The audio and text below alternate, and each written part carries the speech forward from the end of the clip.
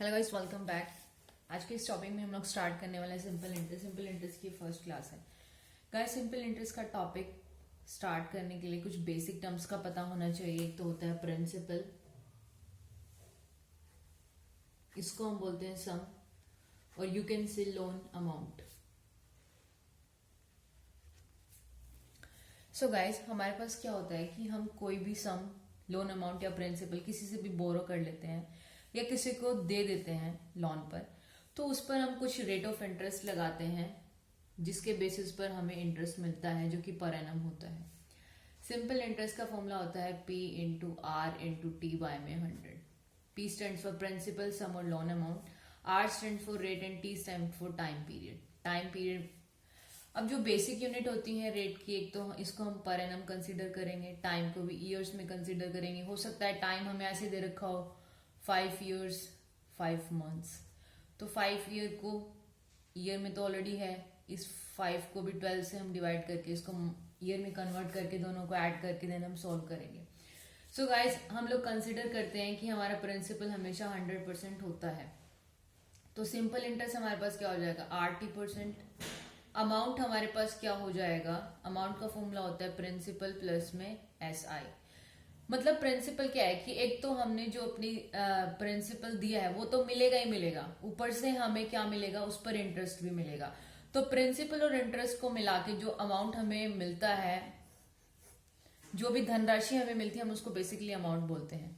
So guys, ये था हमारे पास सिंपल इंटरेस्ट का कुछ टॉपिक बेसिक्स। तो यहाँ पे P को हम 100% लिख सकते हैं, SI को RT%, जिसको हम डायरेक्टली सोल्व कर सकते हैं अमाउंट के फॉर्मूले से। एक तो हमारे पास कुछ की पॉइंट्स हैं सिंपल इंटरेस्ट को लेके कि simple interest is always calculated on principal. Simple interest is always calculated on principal and simple interest तब तक चेंज नहीं होगा जब तक या तो प्रिंसिपल चेंज नहीं हो रहा है, या फिर रेट चेंज नहीं हो रहा है, या फिर टाइम पीरियड। अगर इन तीनों में से कोई भी चीज चेंज नहीं हो रही है तो हर साल सिंपल इंटरेस्ट सेम रहेगा। Simple interest for each and every year would be equal in case there is no change in principal, rate and time. If we change principal for a particular year, then only SI changes. अगर हम किसी particular year के लिए principal को change कर देते हैं तो हमारे पास सिंपल इंटरेस्ट भी चेंज हो जाएगा। अब हमारे पास कुछ टाइप्स आते हैं जिनको हम लोग अभी करेंगे इस वीडियो के अंदर, डायरेक्टली आपको विजिबल होगा। ये टाइप 1 है। A man invest some money at 5% per annum for 4 years and he got 480 amount. उसको अमाउंट मिलता है 480 का। Then at the end of 4th year then find the sum. एक तो हमें प्रिंसिपल भी मिलेगा 4 years तक, 4 years तक का जो ऑलरेडी प्रिंसिपल हमने दिया था वो भी मिलेगा, और 4 year तक का हमें इंटरेस्ट भी मिलेगा। मतलब 100% जो था वो तो मिलना ही मिलना है, प्लस 5 into 4 दैट इज 20%, मतलब 120% हमें मिल रहा है जो कि 480 के इक्वल है। मतलब 120% equals to 480, 1% equals to 4, then 100% equals to 400। हमें निकालना था सम, दैट इज 100%।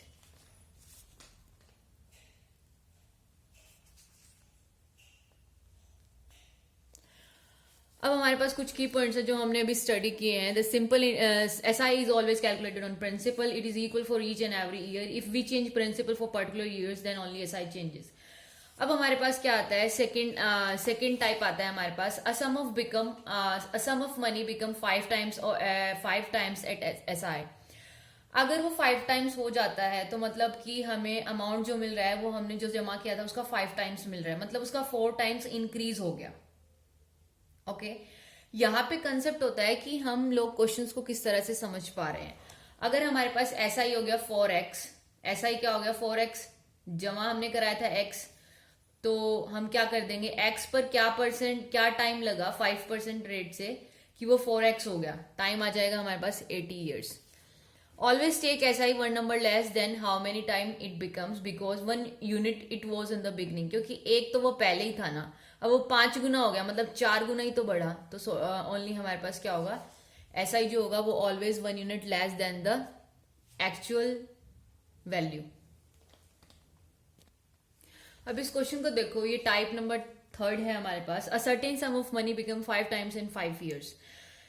एक अमाउंट है जो कि 5 टाइम्स हो जाता है 5 ईयर्स में, मतलब कि वो 4 इंक्रीज हुआ है, 4 टाइम्स इंक्रीज हुआ है कितने ईयर्स में, 5 ईयर्स में हो गया 5 टाइम्स, लेकिन इंक्रीज कितना हुआ 4 इंक्रीज हुआ है 5 ईयर्स में, हमें कितना निकालना है 7 टाइम्स, मतलब इंक्रीज करना है 6, 4 हो रहा है 5 में तो 1 क्या होगा 5/4 में, 6 कितने में हो जाएगा, इसको मल्टीप्लाई कर देंगे आंसर आ जाएगा 7.5 ईयर्स। अब आता है हमारे पास टाइप नंबर 4, इंक्रीमेंट और decrement in SI due to increment और डिक्रीमेंट इन रेट। देखो गाइस, जो हमारे पास सिंपल इंटरेस्ट होता है वो डायरेक्टली प्रोपोर्शनल होता है, इधर rate in change in principal, rate in change और change in principal and change in time. लेकिन अब हमारे पास रेट इंक्रीज और डिक्रीज हो रहा है, जिसकी वजह से हमारे पास जो सिंपल इंटरेस्ट है वो चेंज हुआ। देखो, अ man invest certain some for 6 years, एक आदमी ने 6 साल तक कुछ अमाउंट को इन्वेस्ट किया at a certain rate of SI, मतलब एसआई का कुछ रेट था। इफ 4% रेट इंक्रीज, मतलब अगर 4% रेट इंक्रीज हो गया तो उसको 960 रुपए ज्यादा मिले। 4% रेट हर साल 6 साल तक कितना हो गया 24%, मतलब जो हमें 960 मिल रहा है ये 24% के इक्वल है, मतलब 24% 960, 1% 40, 100% 400। हमें क्या निकालना था सम, यही दे रखा है हमारे पास कि किस तरह से हम लोग इंक्रीमेंट और डिक्रीमेंट हुआ है तो वही आरटी वाला कंसेप्ट लगेगा और आंसर हमारे पास निकल जाएगा। उसके बाद आता है हमारे पास टाइप नंबर 5, जब हमारे पास अलग अलग ईयर के लिए रेट ऑफ इंटरेस्ट अलग अलग हो। मान लो मैंने फर्स्ट ईयर के लिए अलग रेट ऑफ इंटरेस्ट है, सेकंड के लिए अलग रेट ऑफ इंटरेस्ट है, थर्ड के लिए अलग रेट ऑफ इंटरेस्ट है। टोटल सिंपल इंटरेस्ट निकालेंगे आरटी आरटी आरटी करके, वो कितना आ रहा है और कितना हमें टोटल ऐसा रिसीव हुआ उसको कंपैरिजन कर देंगे और सम निकालना है तो मतलब 100% निकाल लेंगे। जैसे यहाँ दे रखा है, a man deposit and invest sum at the rate of interest for first 2 years, मतलब पहले 2 साल के लिए तो 3% पे देता है, नेक्स्ट 3 ईयर्स के लिए 8% पे देता है, last 1 year is for 10%, if total SI is received is this one. मतलब टोटल एसआई निकालेंगे आरटी आरटी आरटी करके, इस आरटी को हम कैलकुलेट कर लेंगे, जो हमारे पास टोटल इंटरेस्ट आएगा उसके इक्वेट कर देंगे, मतलब हमें टोटल इंटरेस्ट कितना मिला है 40%, 40% विच इज इक्वल टू 1520, 1% निकालेंगे 38, 100% क्या आएगा 3800। ये था हमारे पास टाइप नंबर 5। अब टाइप नंबर 6 आता है, एक सम को हमने 2 पार्ट्स में अलग अलग इन्वेस्ट किया है और उस पर अलग अलग रेट ऑफ इंटरेस्ट निकाला है और हमारे पास जो सिंपल इंटरेस्ट आ रहा है वो दोनों का कंबाइंड फॉर्म में है, तो हमें सम निकालना है कि हमने दोनों पार्ट्स में क्या क्या सम इन्वेस्ट किया। देखो, पहले हम बेसिक कर लेते हैं। मान लो मैंने एक को x दिया और दूसरे को टोटल माइनस x दिया, दोनों को हमने क्या कर दिया सिंपल पीआरटी फॉर्मूले से प्लस कर दिया पीआरटी, इसका भी इंटरेस्ट इसका भी इंटरेस्ट, दोनों के इंटरेस्ट से x की वैल्यू आ गई 2800 रुपए, मतलब एक तो 2800 हो जाएगा और दूसरा क्या हो जाएगा टोटल माइनस 2800, मतलब एक 2800 एक 1200। अब एलिगेशन मेथड से हम करते हैं, एक को हमने दिया 3% पे, एक को 5% पे और टोटल हमारे पास कितना है 144 कितना परसेंट है 4000 का 3.6 ओवरऑल निकाल लिया। अब हमारे पास क्या आ गया, मतलब 7 और 3। अब ये जो पार्टीशन आ गया ये प्रिंसिपल का पार्टीशन आ गया जो हमने इन्वेस्ट किया था। एक तो देखो 7/10 करके रेशियो से निकाल लेंगे, इसको आंसर आ जाएगा 2800 एंड 1200। या फिर हम ये कंसिडर कर लेते हैं कि हमने 4000 को कंप्लीटली 3% पे दिया है तो हमारे पास 120 आ रहा है। अब 120 क्या है, वो 24 लेस है, ये 24 लेस है, लेकिन ये है किसका 5 का, 2% लेस है 5 का, तो 2% 224 के बराबर है। 1% कितने किसके बराबर जाएगा 12 के, 100 कितना 1200, तो एक 1200 आ गया तो दूसरा आ जाएगा हमारे पास 4000। उसके बाद हमारे पास है टाइप 7 में गाइस हमारे पास क्या है, देखो गाइस मेरी वीडियो उन लोगों को समझ आ सकती है जिनके पहले से ही कंसेप्ट क्लियर होंगे एसआई को लेकर। अगर आप लोगों के कंसेप्ट उतने क्लियर नहीं है और आप सोच रहे हो कि आपको मेरी वीडियो समझ आ जाए तो हो सकता है ये टफ हो आपके लिए। Sum of 19400 is divided into 2 parts and first part को इतने रेट से दिया 5 इयर्स के लिए, सेकंड पार्ट को 4% के लिए 9 इयर्स के लिए, उनका रेशियो दे रखा है। देखो गाइस, जब हम पार्ट्स में डिवाइड करते हैं और वो रेशियो की फॉर्म में गिवन है तो हम P minus raised minus P नहीं लेते, हम P1 और P2 ले लेंगे डायरेक्ट। P1 एंड P2 लिया क्योंकि हमें यहाँ पे रेशियो ही निकालनी है सम निकालना है तो अभी हम P1 एंड P2 लेंगे। P1 एंड P2 से हमारी कैलकुलेशन ईजी हो जाती है। हमने इसको फॉर्मूले में पुट किया, P1 एंड P2 की वैल्यू आ गई, रेशियो आ गई, रेशियो से हम जो टोटल है ना उसका रेशियो से हम इजीली फाइंड आउट कर लेंगे, आंसर आ जाएगा। उसके बाद हमारे पास क्या है, when a man invest two different sum at different rates and after for different time and different intervals then find the relation between these. So guys हमारे पास क्या होता है कि हम लोग देखो, person invest sum amount of money at 6% for 2 years and another sum invest at 7% of the same period of time. Total SI from both investment is this one. If one, देखो इसने क्या क्या है कि जो फर्स्ट इन्वेस्टमेंट है 1/4 of first investment is equals to 1/5 of second investment. तो यहाँ से दोनों का रेशियो आ गया, हम इसको 400 और 500x कंसिडर कर लेंगे ताकि हमारी कैलकुलेशन ईजी हो जाए। अब हमने एक को तो दे दिया 6% 2 के लिए और एक को दे दिया इतने के लिए। अब दोनों से जो टोटल ऐसा ही आ रहा है वो 118x equals to this one, x की वैल्यू आ जाएगी 21। दोनों में पुट करेंगे, दोनों इन्वेस्टमेंट आ जाएंगे कि हमने कितना इन्वेस्ट किया था। उसके बाद आती है हमारे पास व्हेन ऐसा ही सेम इन ऑल केसेस। ऐसा ही अगर सेम है ऑल केसेस में तो क्या होगा, देखो ऐसा ही is equals to PRT by 100 and P is equals to SI into 100 RT। अब हमें ये पता है कि जो हमारा प्रिंसिपल है वो सभी केसेस में इक्वल है, तो हमारे प्रिंसिपल अलग अलग प्रिंसिपल के इन्वेस्टमेंट का रेशियो क्या होगा, वो होगा 1/RT। P is inversely proportional to rate upon time.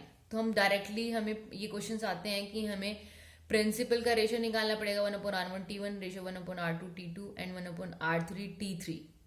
In case amount equal होता है तो यहाँ पे 100 प्लस R1T1 आता, 100 प्लस R2T2 आता, 100 प्लस R3T3 आता। सो गाइज इस तरह के क्वेश्चन को भी हम कर लेते हैं। A sum of 1440 is divided into 3 equal parts, 3 parts में डिवाइड किया गया है। फर्स्ट पार्ट को 2% के लिए दिया गया है 3 इयर्स के लिए, सेकंड पार्ट को 3 एंड 4 इयर्स के लिए, थर्ड पार्ट को 4 एंड 5 इयर्स के लिए। तो सम इन ईच केस, सम निकालना है इस केस में, मतलब हमें P1 P2 एंड P3 निकाल कर रेशियो आ जाएगी। रेशियो से हम क्या करेंगे, इसको फाइंड आउट कर लेंगे। उसके बाद है हमारे पास sum is divided into such a way that amount is equal. अभी मैंने आपको बताया था, अभी तक हमारे पास सिंपल इंटरेस्ट इक्वल था, लेकिन अब अमाउंट इक्वल है। अमाउंट का फॉर्मूला क्या होता है, principal plus SI, P1 plus P1 R1T1 upon 100, P2 plus P2 R2T2 upon 100, मतलब सिंपल इंटरेस्ट और उसमें उसका जो गिवन प्रिंसिपल है वो दोनों को ऐड करा। हमने जब उनको निकाला तो हमारे पास क्या आ गया, P1 P2 एंड P3 का रेशियो आएगा 100 plus R1T1, 100 plus R2T2, 100 plus R3T3। ठीक है, देखो अब हम इसको समझ लेते हैं ऐसा क्यों हुआ। बेसिक मेथड हमारे पास क्या है, principal is basically amount is basically principal plus SI, P plus PRT। अब हमने P को कॉमन, P को इसको हमने 100 LCM लिया, हमारे पास क्या आ गया, P को कॉमन लिया, ये आ गया। अब हमें ये पता है कि अगर हमें प्रिंसिपल का रेशियो निकालना है तो ये नीचे चला जाएगा, ये ऊपर आ जाएगा। अमाउंट हमारे पास कांस्टेंट है, 100 भी कांस्टेंट वैल्यू है, हम इस यूनिट को लेंगे क्योंकि principal is now inversely proportional to 1/100 RT in any case when amount is equal in all cases. अब हमारे पास एक सम दे रखा है 1860 is divided into 3 part such that each part is invest at 10%। 10% के लिए रेट सबका सेम है, अलग अलग ही लिख लिया 2, 4, 5। तो हम क्या करेंगे, 1/100 R1T1, 1/100 R2T2, इनसे हमारी रेशियो आ जाएगी P1 P2 एंड P3 की। P1 P2 एंड P3 की रेशियो निकलने के बाद जो हमारे पास टोटल होता है, रेशियो से इजीली हम उसकी वैल्यू को फाइंड आउट कर सकते हैं। ये था हमारे पास टोटल टाइप नंबर 10। अब आता है हमारे पास टाइप नंबर 11। इस क्वेश्चन में क्या है कि हमारे पास जैसे हमारे पास पेरेंट्स होते हैं, कुछ हमारे पेरेंट्स जो हैं वो अपनी प्रॉपर्टी उन बच्चों के, जैसे किसी के भी पेरेंट्स हैं उनके पास प्रॉपर्टी है लेकिन उनके जो चिल्ड्रन है वो थोड़ी कम एज के हैं, तो वो क्या करते हैं, बैंक में डिपॉजिट करा देते हैं। कुछ ऐसा हुआ कि लाइक उसके डैड की डेथ हो गई, तो उनके 2 बच्चे थे, कोई 12 साल का है, कोई 14 साल का है, मान लो 2 मान लो।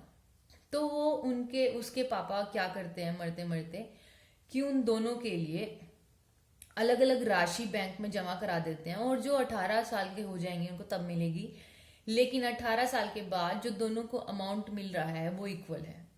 इस केस में भी वही कंसेप्ट है, अमाउंट इक्वल है तो P is inversely proportional to 100 plus RT, 100 RT करेंगे, दोनों का हमारे पास रेशियो आ जाएगा कि प्रिंसिपल क्या इन्वेस्ट किया था 12 और 13। इस कंसेप्ट में ये होता है कि जो बंदा कम साल का होगा उसको कम प्रिंसिपल मिलेगा, उसको इंटरेस्ट ज्यादा मिलेगा। जो ज्यादा साल का होगा उसको ज्यादा प्रिंसिपल मिलेगा लेकिन इंटरेस्ट कम मिलेगा। तो दोनों इक्वेट हो जाते हैं और हमारे पास आंसर आ जाएगा। अब हम आते हैं टाइप नंबर 12 पे। नॉर्मल कंसेप्ट है, डिफरेंस निकालना है। देखो गाइस, हमारे पास क्या दे रखा है, 3400 is divided into two parts such that 7.a and second part को हमने 11.2 पर हमने क्या करा है, 3400 को टू पार्ट्स में डिवाइड करना है। एक पार्ट को हमने 7.8 पर लोन के लिए दे दिया है, एक को 11.2 के लिए, और ओवरऑल है 10.2। ये एलिगेशन मेथड से सोल्व करेंगे, इनकी रेशो आ जाएगी। रेशो के बेसिस पर हम इनका वैल्यू निकाल लेंगे।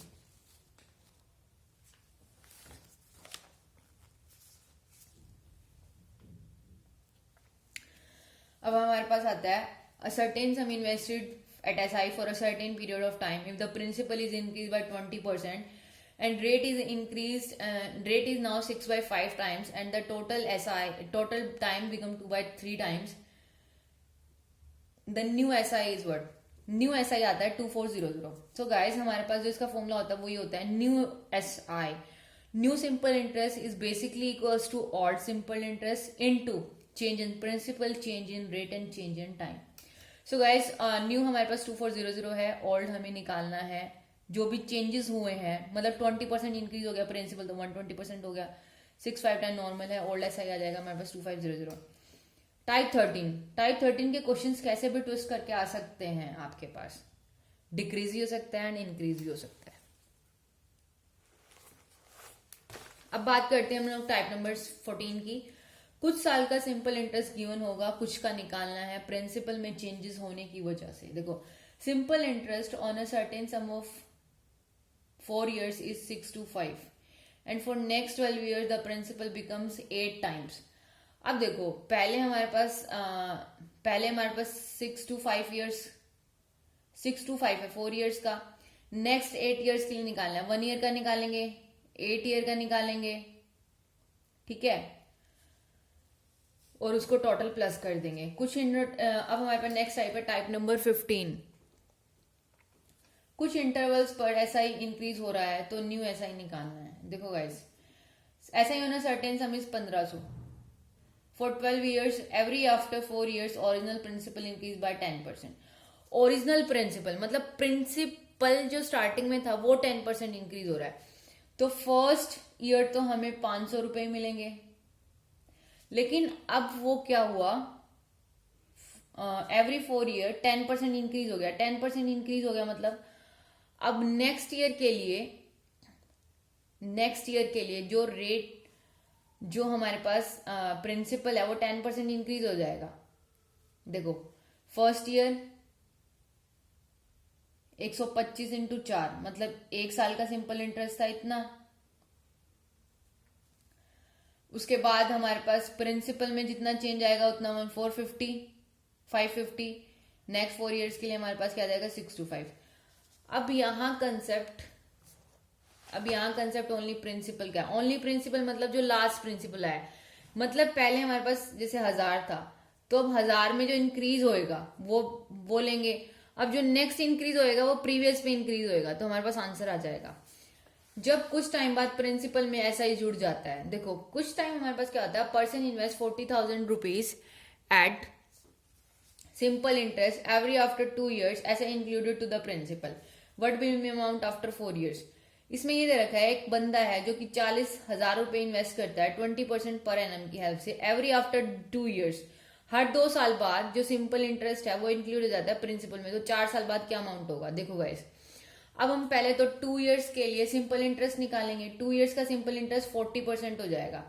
इसका 40% हमारे पास कितना आ जाएगा, यहां से निकलेगा अप्रोक्स 64 समथिंग कुछ करके आएगा। 40% निकाल लिया इसका, ये कितना हो गया 140%। अब ये हमारे पास 140% हो गया। अब जो 20% लगेगा वो इस पे लगेगा और 2 साल के लिए लगेगा तो ये आ जाएगा 140 और ओवरऑल हो जाएगा 7840। अब आती है जब प्रिंसिपल एंड अमाउंट का रेशो गिवन होगा। जब प्रिंसिपल एंड अमाउंट का रेशो गिवन होगा तो प्रिंसिपल तो दोनों केसेस में सेम रहेगा, इसलिए हम इसको मल्टीप्लाई करेंगे। और जो ये है 3 years का है, मतलब 3 years में 3 यूनिट चेंज हो रहा है, 1 year में 1 यूनिट। तो हम रेट निकाल लेंगे यहां से।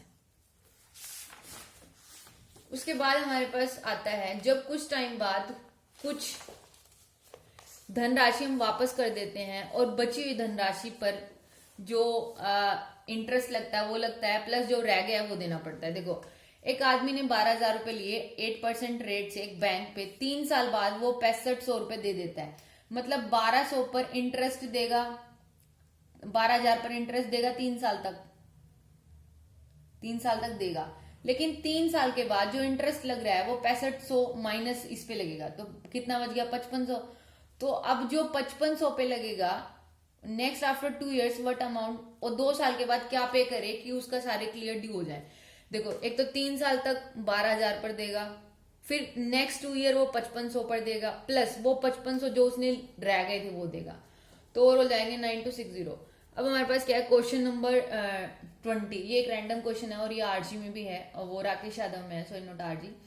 Simple interest of A is B, मतलब ए पर किसी रेट और किसी टाइम से अगर इंटरेस्ट निकाले तो बी है, and simple interest of B and B पर किसी रेट और टाइम से निकाले तो सी है। दोनों का आरटी इक्वल है कंडीशन में। हमें रिलेशन निकालना है एबीसी में, तो यहां से आरटी 100 को इक्वेट करेंगे तो हमारी वैल्यू आएगी बी इक्वल्स टू √AC। ये एग्जाम्स में आपके पास आएगा वाई स्केयर इक्वल्स टू में ZX कुछ करके। सो गाइज, हमारे पास 20 टाइप्स और हैं जो कि फर्दर हैं। So in this video will just stop them here and we'll continue in the next video. Hope you guys like this video. Thanks. Bye bye.